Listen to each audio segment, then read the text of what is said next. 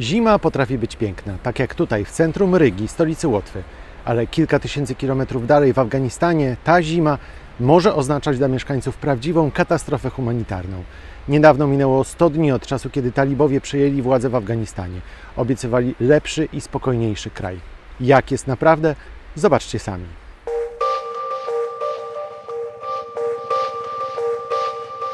Afganistan jeszcze przed przejęciem władzy przez talibów był jednym z najbiedniejszych krajów świata, w dodatku przeżartych korupcją. Budżet kraju w sporej części opierał się na pomocy z zagranicy. Powrót talibów do władzy sprawił, że pomoc została wstrzymana. W rezultacie dramatycznie spada wartość afgańskiej waluty. Rosną ceny, a ludzie są coraz biedniejsi. ONZ ocenia, że około 60% Afgańczyków jest zagrożonych głodem, a po zimie głodnych ludzi w kraju może być nawet 98%.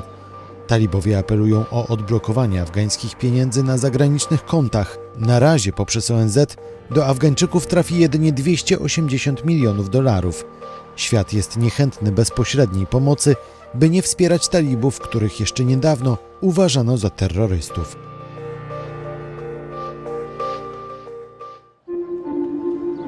Teraz w Afganistanie niemal nie funkcjonuje służba zdrowia.